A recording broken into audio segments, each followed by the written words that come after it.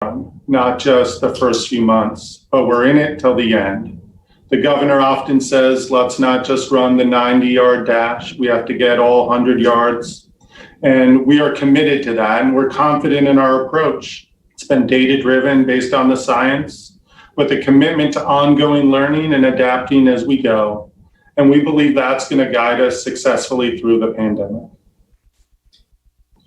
We were the first in the nation to issue a stay-at-home order back in March.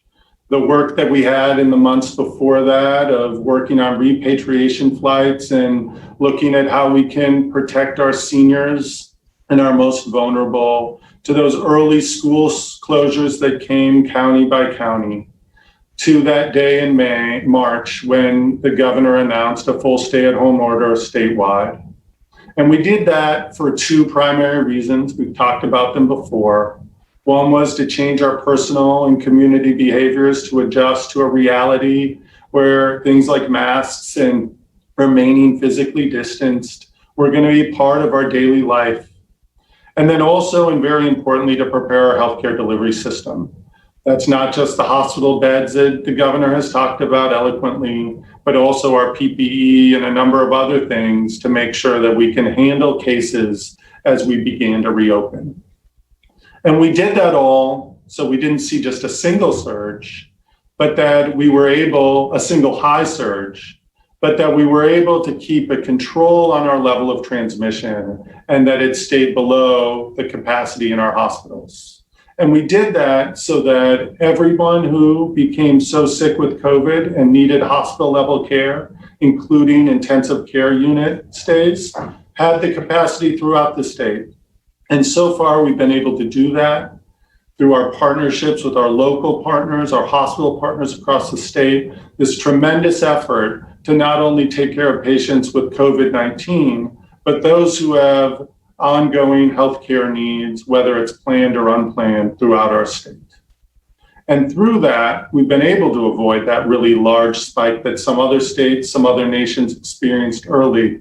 And as a result, we've been able to not just limit the number of people with the worst outcomes, but even improve the clinical outcomes of some of those who've been hospitalized altogether. And from the outset, we envisioned reopening as a dimmer switch. We've described it, it's not a light switch that goes on and off, it's a dimmer switch. And I like to say the governor's finger is on the dimmer switch. We're prepared to toggle back and forth, making the necessary modifications based on the data that we see, so that if we need to have more closures at one time and we can change them in the future, we're prepared to do that, all to avoid that large surge I just got done explaining. And yes, we believe the planning has paid off. About COVID as a disease than we ever have. We even have a couple of effective therapies that have allowed us to have better outcomes in our hospitals. We have built up an inventory of supplies, whether it's around testing supplies or PPE or other things that have served our entire state well. And we have, again, built up sufficient hospital capacity across the state. I promise not to have too many data slides on here, but I can't help myself entirely. This slide shows what you've seen before, just in a little bit of a different form. Stable hospitalizations, stable ICU levels over courses of weeks and months. We started our reopening in late April, where we announced, the governor announced the resumption of some of the elective procedures or scheduled procedures in some of our hospitals and clinical settings.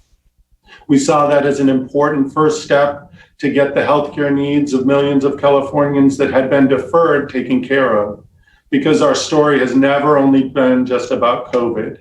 It's been about balancing health in a broader sense. On May 8th, we announced the county variance process, and many counties, first smaller, more rural counties, applied for the variance. And then over the course of weeks, many of the counties in California matched their low transmission rates with a level of preparedness around a number of factors that we felt indicated that the local conditions could serve as one strong driver to the when, not the how, but the when different sectors reopened. Then towards the end of May, we opened more sectors. We allowed houses of worship to reopen. We had in-store retail, things like haircuts and hair salons and barbershops reopening, and a number of things opened with strict consideration for sector modifications that, if followed, we knew and believed could reduce transmission, could reduce the number of cases that we saw, and ultimately reduce the chance of a significant surge in cases. We knew shutting down the economy, we felt it all along, and our schools caused real mental, economic, and educational impacts across the state. These losses were immediate, some were very long-term, even intergenerational, and the consequences were heavy for Californians. The overall health and well-being of Californians will always guide our decisions. It's where the governor starts and where he ends. The interest of all Californians, not just in the north or the south or along the coast or inland, but all of us together, marching forward as 40 million strong, up and down together.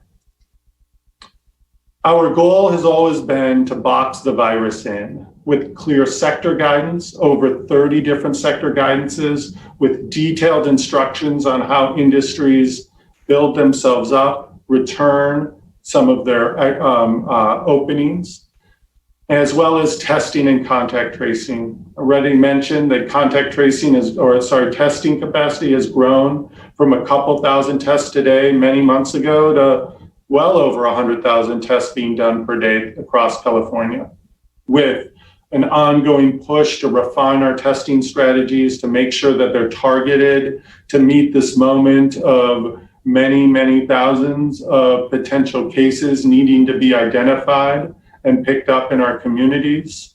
We're looking at various modalities of testing, not just sticking with the tried and true PCR tests, but looking at new and evolving different modalities such as antigen testing and others, so that we make sure that 100,000 tests per day can climb to what is adequate to meet the needs of all Californians. Our contact tracing program is up and running.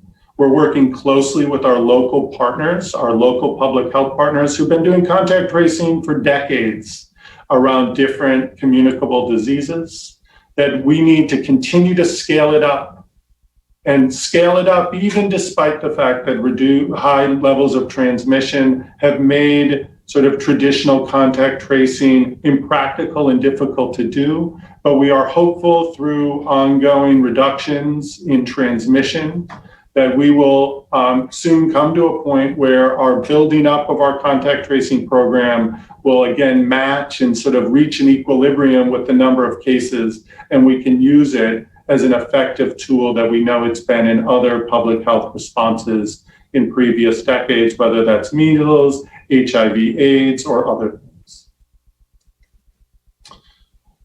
We acknowledge clearly that unfortunately our reopening has been treated as a green light to many to resume normal life. I think many of us recognize that as we have COVID-19 with us, we will be living a different sort of reality in life, that things like masks and physical distancing will be important parts of sort of our own personal responsibility in responding to COVID-19.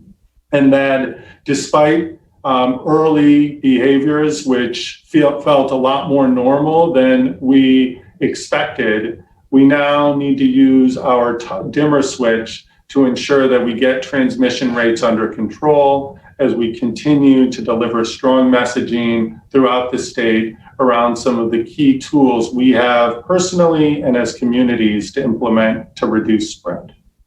And this is all to avoid the ongoing increases in hospitalizations, case positivity rate, and deaths that we've seen over the last many weeks. We succeeded in the beginning because we all came together. We often talked about 40 million Californians coming together to fight COVID.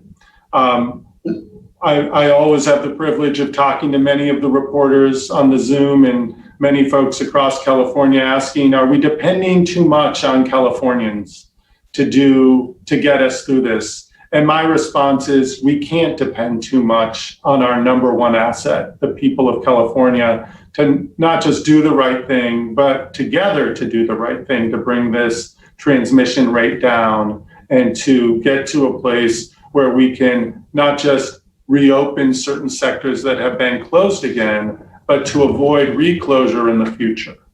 That said, we will always have that finger on the dimmer switch. We are not afraid to use it. We are bold in understanding the science and the data to try to guide us through this. And as I said, and I continue to say, we believe because COVID-19 is teaching us new things every single day, that we not only have to be decisive decision makers and thoughtful decision makers, but we have to be open to adapting our approaches.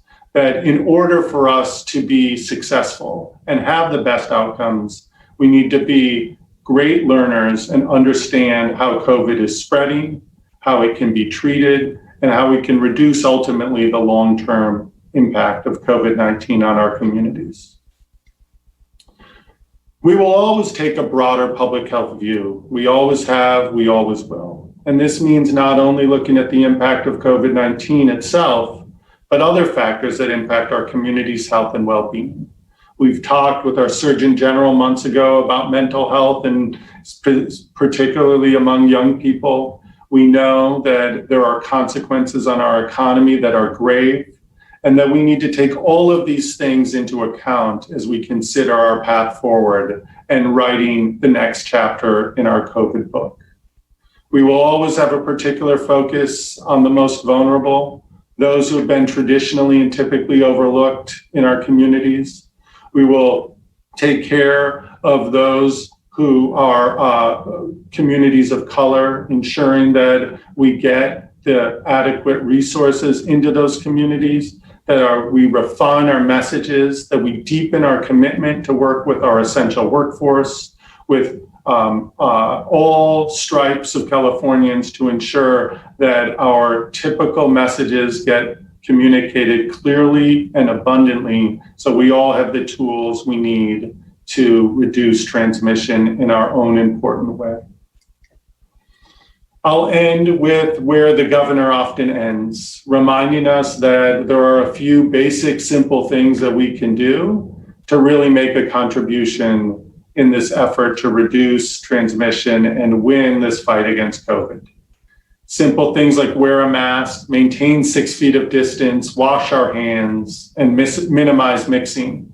I know they seem simple. They often aren't. They're hard to do consistently, but this is exactly what we need to do consistently.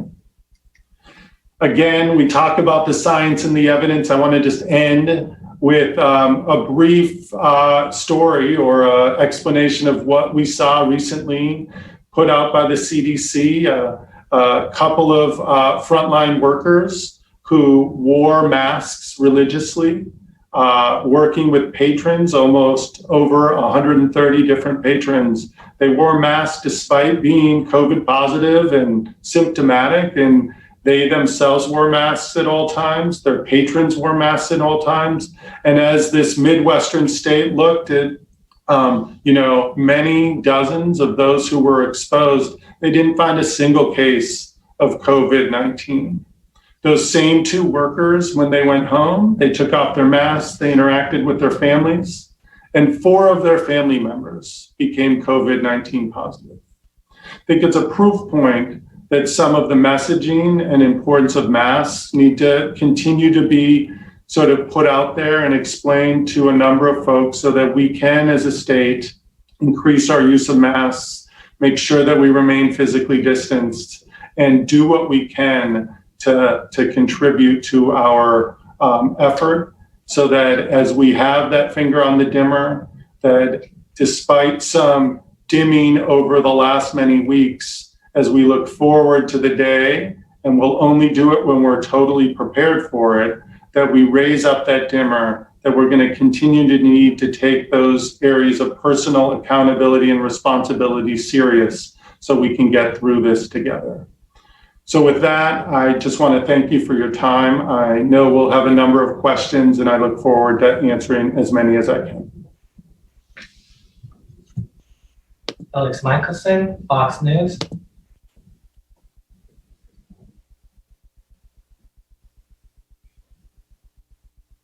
Know that you're a pediatrician and a father. I'm wondering if you can expand upon the potential long-term health effects on distance learning on kids, mentally, physically, and what we can do to address that. Sure. I think we all know that distance learning has, for many of our youngest students, been quite a challenge. What we know about development and the ability to stay focused and stay concentrated, it's challenging for our youngest students, preschoolers, kindergartners, even up through third grade. And it's for that reason, the governor created an opportunity for elementary schools to get back to on-campus in-person learning sooner. And we know that as teachers interact with students, that creating curricula that are engaging and create an opportunity for kids to feel as focused as possible, that increases our chances to close some of those educational gaps that come with the loss of in-person learning. So not only is it around the educational piece, but we know that these are vital years for the youngest children to learn some of the socialization skills, how to work in teams and be part of groups. And we want to see more opportunities to be able to do that through distance learning. I know for my own kids over the course of weeks and months experiencing it, that there were increasing opportunities to engage. So as we at the state level work with our education partners, our public health partners, and our pediatric partners, my colleagues across the state, to discover new tools to be able to increase the impact, the effectiveness of distance learning, while we know many districts are going to start that way. But it also underscores the focus on working all together, 40 million strong, to try to get transmission down so our counties can get off the county monitoring lists and we can give districts a chance to reopen some degree of in-person learning. So we're not debating the differences between distance learning and in-person learning for too much longer, but many of our youngest students, where we know that in-person presence is very critical, not just for the learning piece, but for the development piece, can happen sooner and in a deeper way. Anna Ibarra, Cal Matters.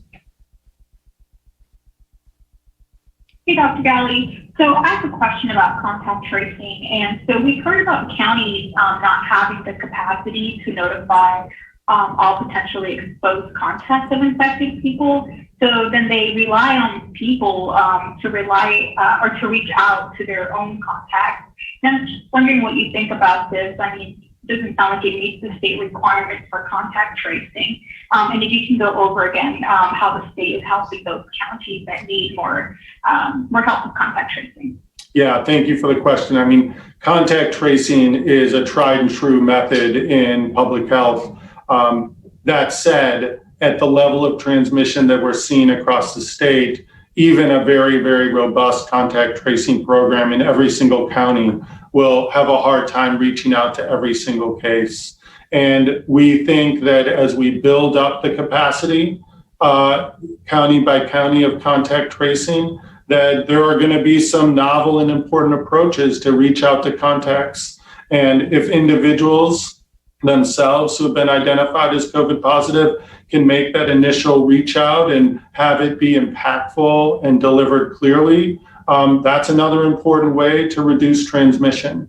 Remember, at the end of a contact tracing program, we're not just satisfied with getting someone to pick up the phone and have the initial conversation. It really is about supported isolation, making sure that people recognize that their exposure or their positive test means that they might infect others. And that by doing certain things like staying home because you're sick or staying quarantined because you've been exposed, we can make a big difference. So we want every effective messenger to talk to a contact, to get that person to do as much of a quarantine as possible, because that's how we box the disease in. That's how we make sure the next infection doesn't happen.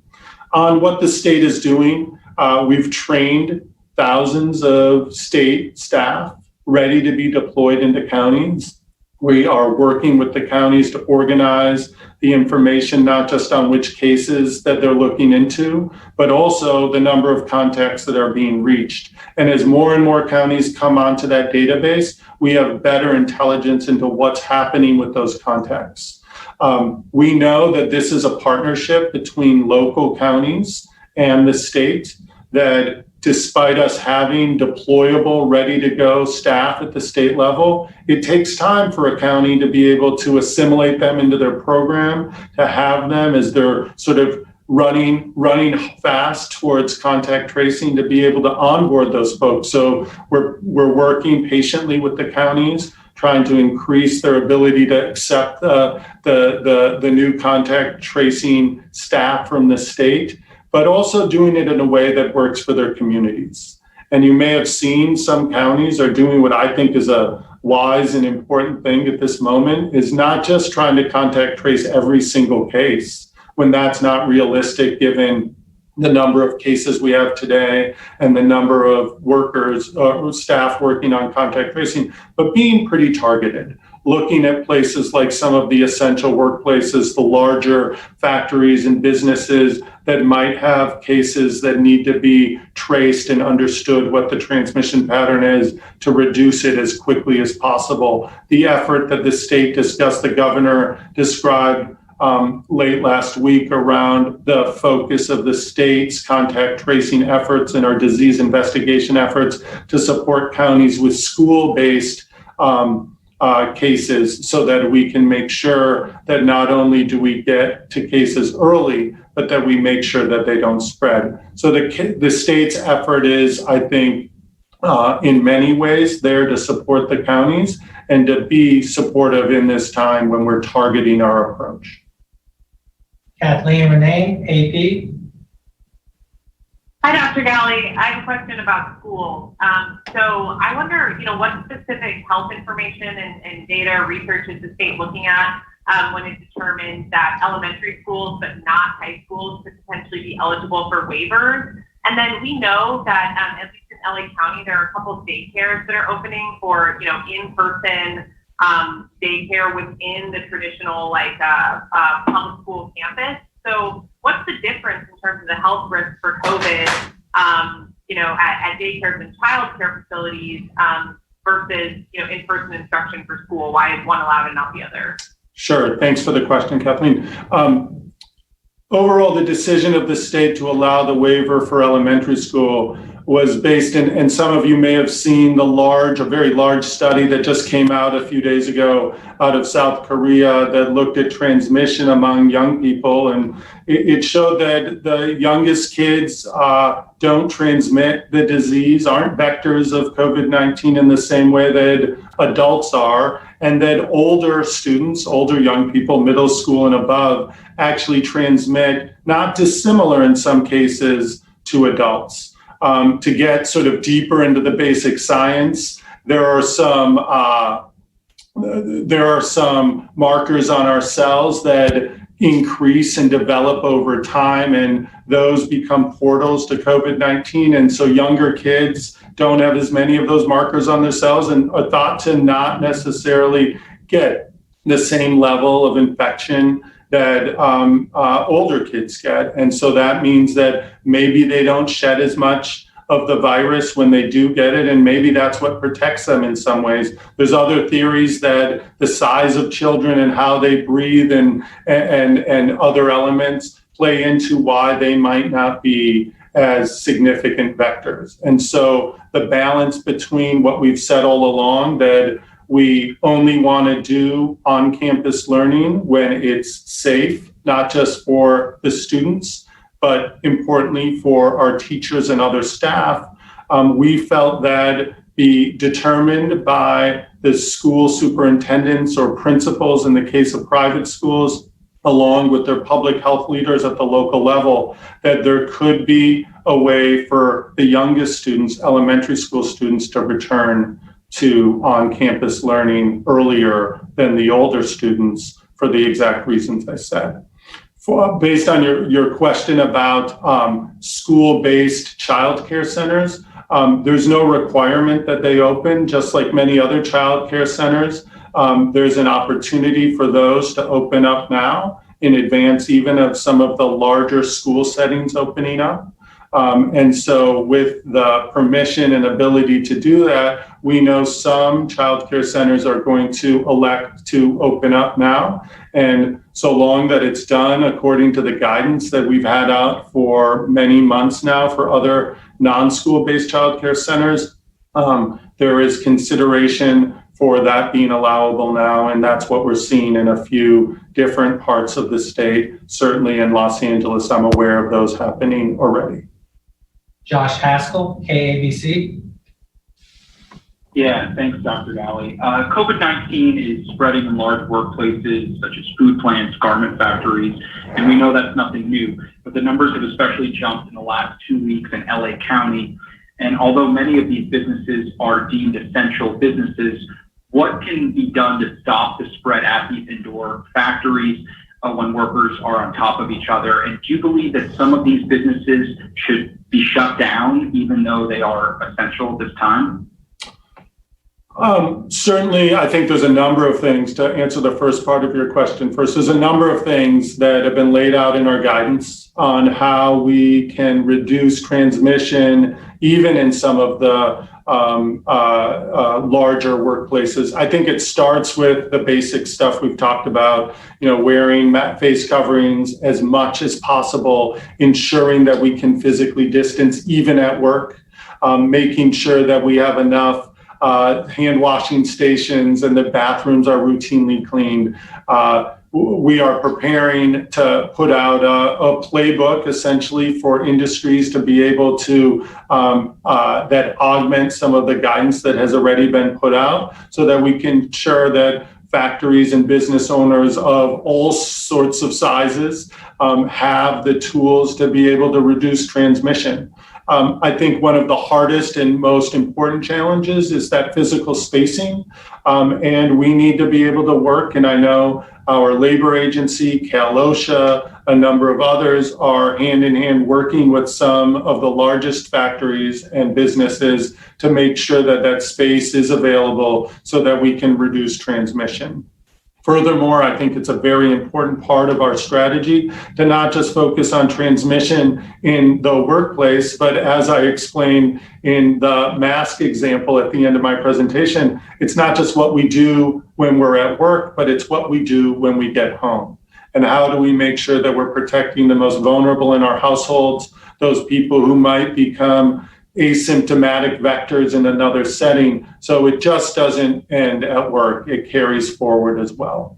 To your last question about whether some should be closed down or not, I think we have an enforcement arm. We have an approach where we start with compliance assistance, the TA, the technical assistance guidance that we've been putting out. But for reports of non-compliance and an unwillingness to change, absolutely, there's going to be some enforcement efforts. And I'll leave it to the enforcement agencies to describe how fast that goes. But certainly at the end, if we see a degree of non-compliance, there could be a shuttering of a business. And that might be, as we all learn, an important proof point for others to really do what they can to reduce transmission in the workplace. Sophia Bullock, the Sacramento Bee. Hi, Dr. Ghaly. I'd like to follow up on your answer to Anna's question about contact tracing. If counties are having trouble assimilating these state contact tracers into their workforces, and as a result, most counties or many counties are not able to do the level of contact tracing that's recommended by public health experts and the CDC. Should the state be having them shut down further, or what's your justification for allowing them to continue to be open at the level that they are, even though they're not able to do the contact tracing that's recommended? Well, I think that's part of the reason why we have used our dimmer switch, right? It's this balance between continuing to build up our contact tracing infrastructure while we bring down the transmission rates through things like our dimmer actions. So we continue to watch the data very closely, and if we need to do even more with our strategies of closing, changing and modifying further, and maybe even considering other closures, we will do that. But I think it is really kind of reaching this equilibrium that as we build up that contact tracing workforce, which we are doing actively, and it's not just on the state's assistance, right? Many counties are themselves redeploying their own workers at the county level, inviting others throughout communities and different community groups to assist in the contact tracing work that they will and will continue to build up. So we at this moment are continuing to watch the data and may need to come to a point where we do more on that front. But at the moment, as we watch the data over the past week, certainly as it begins not to stabilize, but we don't see the same double-digit or 50%, 30% increases in our hospitalizations. We continue to expect transmission to come down with some of the dimming actions that we made over the past few weeks, which will allow this contact tracing program that is growing to hit a space where we can contact trace more of those cases and keep the economy going at the level that it's at. But I will underscore that if the data trends turn to such a place where we aren't confident we will get there, there will be potential for further dimming in parts of the state, certainly those counties that we're monitoring closely. Jim Root, Westwood One News. Hi, thank you very much. I thought that I removed myself. My questions have been asked and answered. So thank you, Dr. Ghaly, very much. You're welcome, Jim. Brody Levesque, Los Angeles Blade. Good afternoon, Dr. Ghaly. With the school systems looking as though they're probably going to be distance learning at least through the first part of next year, barring, of course, the efforts on vaccines and, of course, other things that are going along, LGBTQIUs who are heavily dependent on school settings and school environments through their GSAs or through peer-to-peer or through their contact with school staff, councils, et cetera, oftentimes are coming from non-affirming places and are at greater mental health risk. So the first part of my question is, does your department intend to help shore up efforts in that regard across the state of California, particularly in school districts that have identified that as a source of issue, either by implementing further funding or offer some other means of highly visible support? The second part of my question, and I don't want to be being accused of being a dead subject here. I've spoken to your office, Dr. Angel. I've spoken to LA County authorities, including Dr. Guerra. We still have no numbers in this COVID crisis for the LGBTQI community. I've repeatedly asked Governor Newsom, as you know, at a couple of those press conferences you were there, are we getting any closer to having those numbers? This is apart from, Senator Wiener's bill that's currently in the Assembly. Thanks for taking my questions. Sure. Thank you for the questions, and always happy to provide additional clarification to questions that were asked before. This is a rapidly evolving response, and so a question from a month ago asked again is totally appropriate, so thank you. On the first question, absolutely, as we look at distance learning for a number of different groups and populations, we have to be attentive to needs of young people that go beyond just classroom learning. Those psychosocial supports are important, working with our behavioral health partners at the county level, across the health system, I think is very important, making sure that school-based social work and other supportive entities are buttressed and strengthened and available to students in a distanced virtual way is going to be key. And I think we've seen a number of steps taken to evolve distance learning and distance support. And you raise a very important area of focus that we have and will continue to build on. When it comes to the data, we've done quite a bit. It's a heavy lift. It's hard work to get so much of the state to change its reporting practice. We've done quite a bit to make that happen on a number of data elements. And although we don't have it quite yet, we're working towards a time when, not just for COVID-19, but for many, many different communicable diseases, that we see transmission patterns at, at the level of various groups. So I will say that it continues to be a work in progress. We continue to work hard to create that, the avenue to have that data available to the state and the local levels. And in LA and across all of our 58 counties, we hope to have it soon, and we'll continue to work until we do. Claudia Peshueta, KNX News Radio.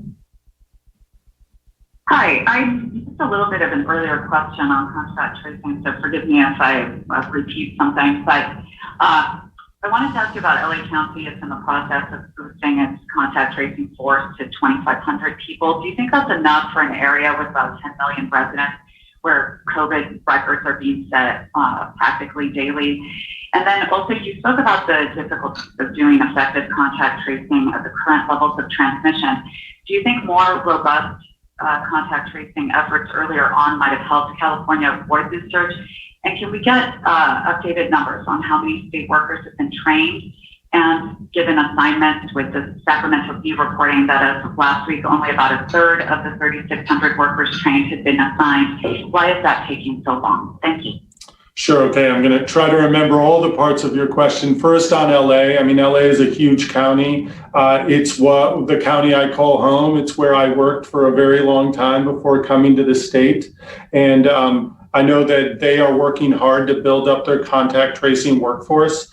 I think that part of the issue that we all need to see is that no one has anticipated building a program to contact trace the level of cases that we're seeing here. And I have no doubt that the 2,500 set as a goal will be increased if it needs to be, to make sure that they're able to do effective contact tracing for the number of cases that they're seeing. But the first and foremost effort must be reducing transmission, ensuring that the number of new cases comes down to a level that 2,500, even 3,000 contact tracing workers with the requisite disease investigators. And I just want to take a moment. We often focus on the contact tracers, but I think many public health leaders recognize that you need a number of disease investigators who start and initially look at the case, try to understand where the spread might have come from, where it might have led to, and then you involve your contact tracers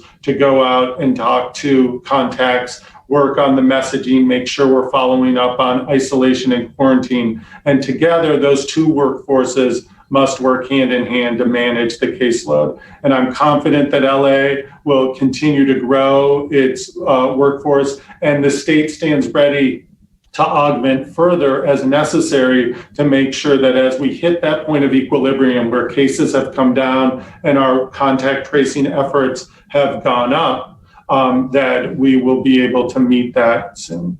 On your question regarding the number of individuals from the state that have been deployed, certainly we have a number that are ready and deployable that we're working with our counties to get into their contact tracing and disease investigation teams. And we will continue to do that until either we're out of the number of staff that we could deploy or the need is met at the local level. We've always talked about a phase one with contact tracing.